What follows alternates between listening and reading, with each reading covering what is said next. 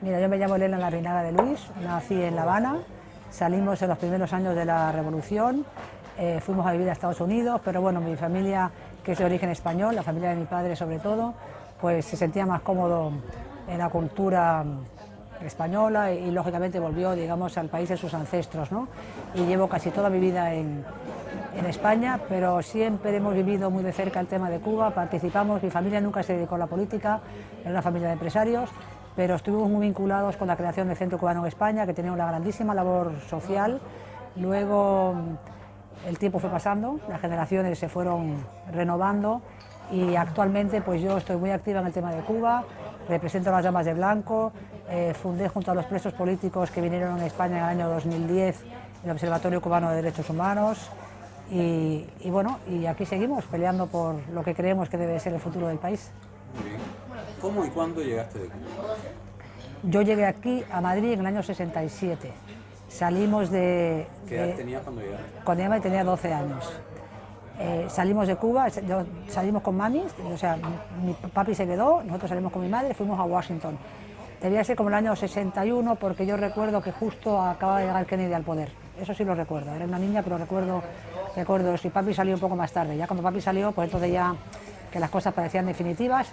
Mis padres se murieron hace mucho tiempo, pero yo creo que papi salió después de Bahía de Cochinos, que tuvo que salir un poco, salir por México, una salida un poco complicada, pero bueno, llegó a Washington y desde allí ya mami no le gustaba Estados Unidos, pero no se sentía cómoda y finalmente nos mandaron internas, fuimos internas a un colegio en Europa, Suiza, y luego ya la familia se empezó a encajar, se dispersó un poco y acabamos aquí en Madrid. Mi padre tenía un único hermano que sí vino para acá con nosotros, con lo cual esa compañía por lo menos la tuvieron. Y hemos estado internas en varios sitios, que es lo que yo recuerdo más pesado de mi infancia y mi primera adolescencia. Nunca nos faltó de nada, mi padre era un hombre muy inteligente, independientemente de que fue una persona de cierto nivel en Cuba, pero era una persona muy inteligente, muy preparada y resolvió la vida bien, la resolvió bien, o sea, a mí nunca me faltó de nada. Sí recuerdo la carencia familiar, eso sí lo recuerdo. Mira, mi familia, mi padre lo mandaron a Cuba cuando era chiquito porque su tío Camilo, mi padre tiene un tío que se llamaba Camilo Aguirre, que era un vasco muy, digamos, de origen vasco, muy emprendedor, y entonces él, como todos los vascos, estaba dedicado, digamos, a los temas del acero, la chatarra, la ferretería, todo eso. Nunca se casó y no tuvo hijos, y entonces llamó a su hermana y dijo, oye, esto... Y mi papá fue para allá, cuando era un niño chiquito, digo, tengo que educar aquí a alguien para que siga con este negocio. Y mi papi fue para allá con su madre y se educó en Cuba y luego estudió la carrera en Estados Unidos y montó con el tío Camilo finalmente la Antillana del Acero y él era apoderado de mi tío Camilo y fue vicepresidente de la Antillana, de ahí lo echaron a culatazo, en fin, toda la historia, pero ese es porque luego se casó con mami, que mami era de Cienfuegos, pero también, digamos, todos los blancos en Cuba han sido hijos de españoles o nietos o bisnietos, ¿no? Mami era de Cienfuegos, pero su familia estaba también muy vinculada a España porque ella era como en tercer o cuarto grado pariente de los Fernández Vega, que son unos oculistas muy famosos que hay aquí, asturianos, o sea, su origen era de allí. Más lejano, pero de allí.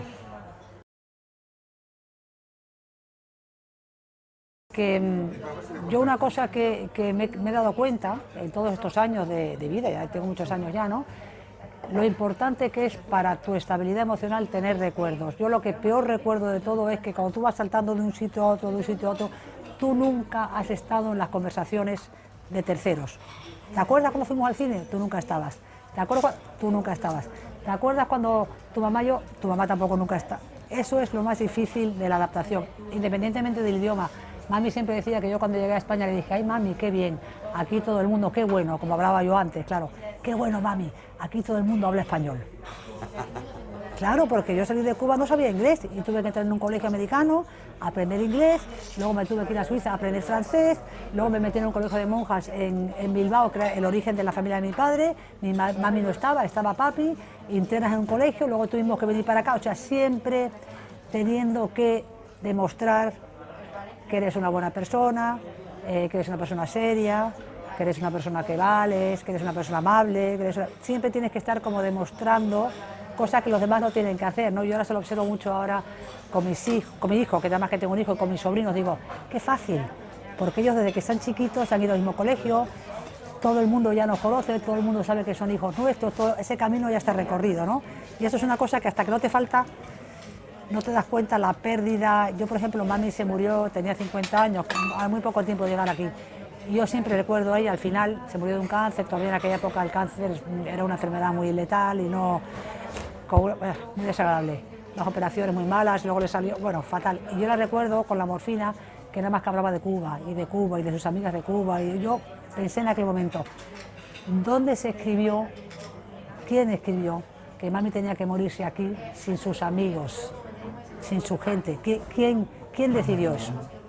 La cuestión afectiva ha sido muy dura. Y luego mis padres me enseñaron también una lección muy interesante. Cuando nosotros estábamos internos en un colegio, estábamos al lado de Lausanne, en Suiza, en un colegio internas, mis dos hermanas mayores y yo, que era más chiquita. Y dieron una fiestecita, el colegio, que era un colegio de niñas, con el colegio de muchachos enfrente. Y en aquella época, pues hablábamos con mis padres cada 6 meses, a lo mejor llamaban, bueno, cuando se podía, porque no, las comunicaciones eran muy diferentes, ¿no? Otra cosa que ha cambiado mucho también en el mundo, ¿no? Y me acuerdo que llamaban, ay, niñas, ¿qué tal están? Estamos contentísimas, ay, qué bueno, porque siempre estamos regular y siempre estamos contentísimas. ¿Por qué? Hemos conocido a unos muchachos cubanos en el colegio de enfrente. Ay, qué bueno. ¿Y cómo se llaman? Fulgencio, Jorge y Roberto, y de apellido Batista. Y me acuerdo que papi contestó, alabao. Bueno, al final hemos seguido siendo amigos de ellos toda la vida. Roberto, que es el que más hemos tratando, lo vemos cada vez que venimos para acá, lo queremos muchísimo. Es una persona, con esto, ¿qué quiero decir? Que las experiencias de los padres son las que son, que luego tú no puedes estar... Nosotros no tenemos la culpa de lo que nadie tiene, ellos, ni nadie nada. tiene la responsabilidad ni nada, ¿no? Y que papi a lo mejor no era muy partidario de Batista, pues probablemente no, y probablemente pues él a su edad pensaría que también fue responsable de muchas cosas que pasaron y que tampoco le gustaría cómo se marchó del país, pero papi nunca fue una persona que él era un hombre católico, por supuesto no estaba para nada de acuerdo, pero no era un católico, mi familia no ha sido unos católicos beatos, han sido unos cristianos de, como digo yo, de base. Cuando nació mi hijo. Cuando nació tu hijo. Yo hasta que mi hijo no nació, yo no me sentí, mi hijo tiene 29 años ahora, yo hasta que mi hijo no nació, no me sentí parte de este país. Cuando él nació y empezó a hablar y estaba orgulloso de ser español, y era español y hablaba con su papá, y digo, yo ya tengo un hijo español. Entonces ahí aprendí de verdad empecé a sentirme de verdad integrada. Yo hasta entonces siempre pensaba que vivía de prestado. Tenías un pie aquí y Sí, otro allí. de prestado, porque... Las maletas sin deshacer. Sí, sin deshacer, las maletas emocionales, psicológicas. Exacto, sí. Las maletas en sentido figurado, sí, sin deshacer, porque es que es muy difícil. ¿Cómo te vas a integrar? Incluso entrar en las familias políticas tampoco ha sido fácil, porque aunque el manejo familiar cubano y español es muy parecido, pero vuelvo a lo mismo.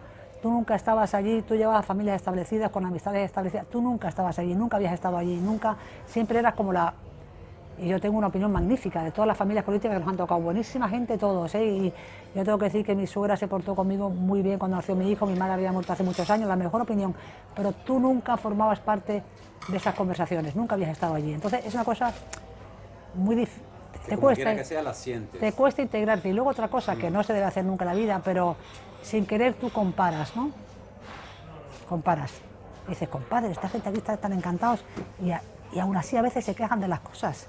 Y entonces, y mi padre, es inevitable, no quieres hacerlo, pero lo haces. Yo me acuerdo cuando mami se murió, me acuerdo que mi suegro era una persona buenísima, luego él se murió al año siguiente, yo estaba cenando la Nochebuena, yo siempre cenaba con ellos en Nochebuena.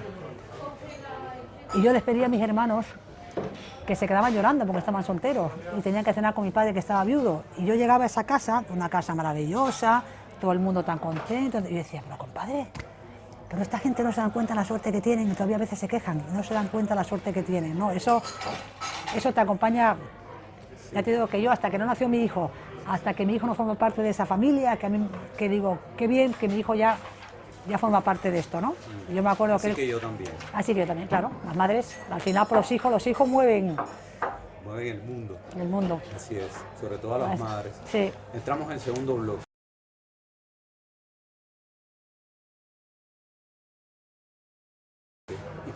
Yo te tengo que decir que, por ejemplo, claro, yo estoy en la oposición, ¿no? Y hago oposición al gobierno porque yo no estoy de acuerdo con el gobierno cubano, entre otras muchas cosas porque no estoy de acuerdo con el Partido Único, independientemente de vamos a dejar, en fin, un montón de cosas que todos sabemos que han pasado y que pasan, ¿no?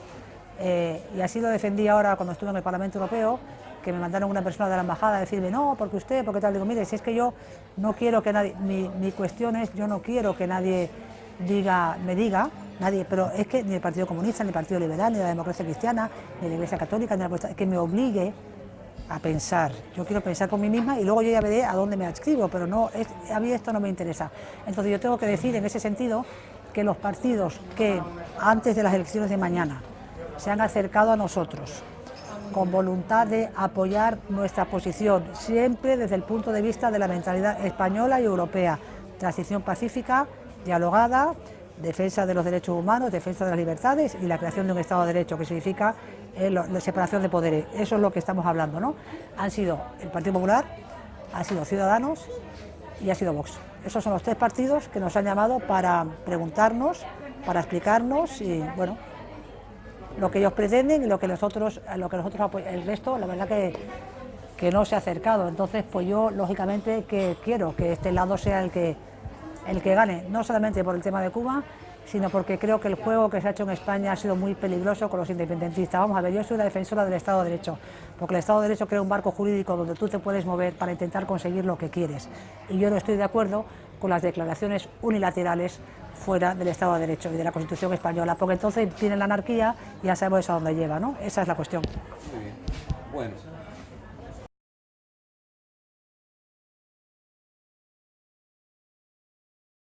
Yo creo que digamos, por primera vez este cerco económico que está haciendo a Cuba es una medida de presión, ¿no?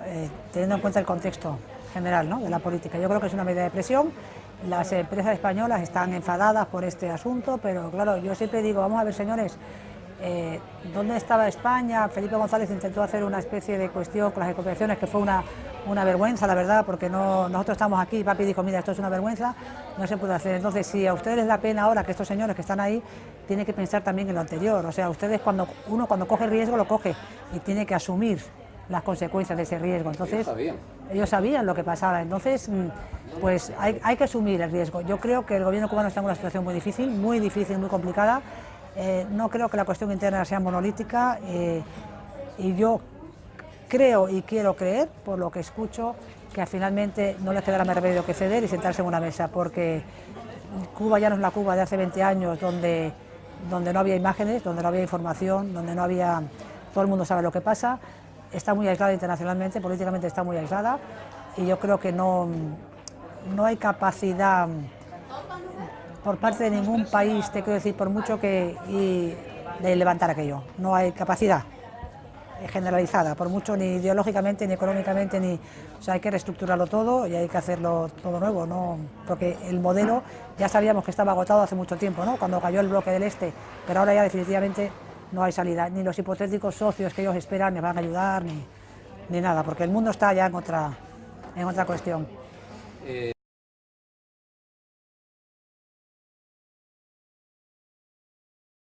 La idea de la hispanidad, es decir, hacer una especie de Commonwealth hispana, es una vieja idea que ya tiene varios siglos, pero sin embargo no avanza. ¿Por qué piensas que esto es así? Pues porque yo creo que históricamente las cosas no se han explicado bien. Las cosas no se han explicado bien. ¿Piensas que eso es una parte importante de la leyenda negra? Sí, porque además que yo creo que tú no puedes analizar ni juzgar con la mentalidad de ahora, la hermenéutica, ¿no?, de los tiempos. Tú no puedes analizar ahora lo que pasó hace 500 años. Te quiero decir, cuando se habla de la colonización española, dices, oye, los españoles, bien, mal, regular, con las cosas que hicieron, se mezclaron con aquella gente, trasladaron una civilización. Oye, que sería negativa, pero que ellos pensaban que era la buena, cosa que los sajones no hicieron. O sea, eso no ocurrió. Y entonces, yo creo que eso es una cosa positiva. Vamos a ver, yo cuando veo las reclamaciones ahora que hacen, por ejemplo, en México, que ha hecho unas declaraciones AMLO, en 1838 se firmó un acuerdo entre México, lo firmó Isabel II, entre México y España, de olvido y de perdón, por ambas partes. Es que esto de demonizar a unos y salvar a otros, es como si aquí en España dijéramos, pues renegamos de la civilización romana, porque los romanos vinieron aquí. Oiga, vamos a ver un poco, a ver qué trajo la civilización romana de bueno, de malo, qué fue más positivo o negativo, la civilización judeo-cristiana, bueno, qué trajo, qué ha traído de bueno y de malo. Y yo creo que es así como hay que valorar las cosas, ¿no? No puedes... Yo creo que lo otro es un error, pero yo creo que es un error histórico que ha estado mal explicado. Yo creo que el pueblo español es el único pueblo que se tira piedras arriba de su tejado, lo hace constantemente, porque este es un gran país y en todos sentidos es un país solidario, es un país buenísimo, te lo digo, es un país buenísimo, pero no, ellos mismos no se valoran. Es una especie de espíritu crítico que está muy bien, pero fíjate, yo creo que ese espíritu crítico viene de la época del imperio, que todavía es complicado, que es un poco lo que les ha pasado a los ingleses con el Brexit. Cuando tú estás acostumbrado durante mucho tiempo a tener un gran imperio, como era el imperio español, ya se sabe que siempre cuando hay un imperio todo el mundo lo ataca porque es el imperio.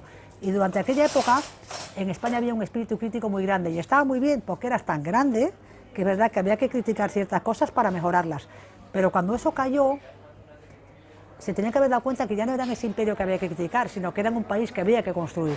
Y yo creo que esa mentalidad dura, es muy difícil. Es muy interesante, hay una historiadora española que se llama María Elvira Roca Barea que sostiene esa tesis. Es muy difícil cambiar, ¿no? Yo lo veo también, digamos, por ejemplo, en las familias. Yo veo, por ejemplo, a las grandes familias españolas. España sufrió un tránsito de la dictadura franquista a la transición.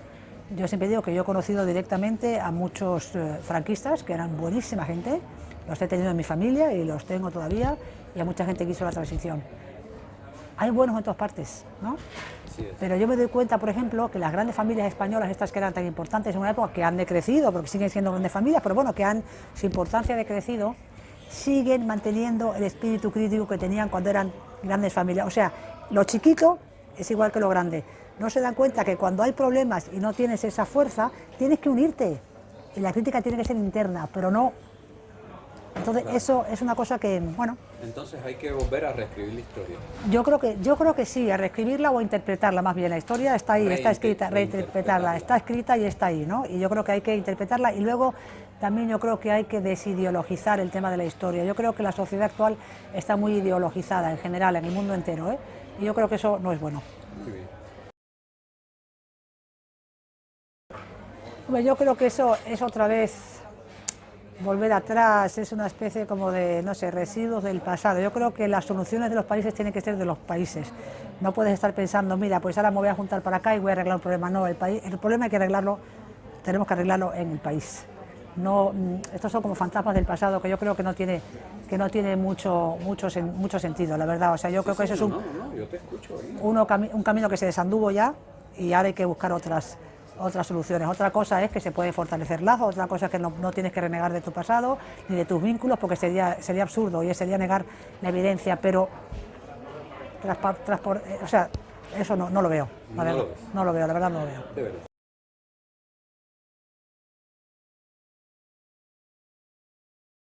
Bueno, yo les daría un consejo, que lo piensen bien, que lo piensen bien, sí, porque Xanadu no existe, ¿no? Que lo piensen bien, que tienen que tener en cuenta la edad que tienen, las posibilidades que tienen, la preparación que tienen, porque aunque tengas una preparación en otro país, tienes que venir aquí y tienes que convalidar todo eso y no es fácil. Yo conozco muchos abogados que han tenido que volver a hacer las carreras, con lo cual te quiero decir, no es fácil. También es cómodo para mí decir esto, porque yo estoy viviendo una situación muy complicada, pero que yo creo que estamos en el final, que se han aguantado tanto que al final no pierdan su país. Les invito a que sean actores del cambio y les invito también a que antes de tomar una decisión definitiva vengan para acá, observen, miren, tiren sus lazos a ver qué se puede o no se puede hacer, qué ayudas pueden recibir o no, qué integración en el mercado laboral pueden tener o no, porque en definitiva cuando te vas de tu país es porque estás buscando una mejora de las condiciones y la laboral es muy importante. Y yo creo que ya que tienen un pasaporte español, sé que eso cuesta dinero, pero es una inversión muy importante que hay que hacer cuando te vas a cambiar de un país a otro, si no es por estricta, imperiosísima necesidad, ¿no? Como es el tema de cuando te vas exiliado de un país, que no te queda más remedio que irte porque te juegas la vida y te vas, si no quieres dejar a tu familia tirada, ¿no? Pero si tienes la opción, la capacidad económica también, claro, para venir, sondear, verlo, decir, oye, pues sí, yo creo que eso es una avanzadilla, yo creo que eso es importante, y que luego España es un gran país y que aquí van a estar muy bien, pero que el país de uno es el país de uno y eso pesa mucho.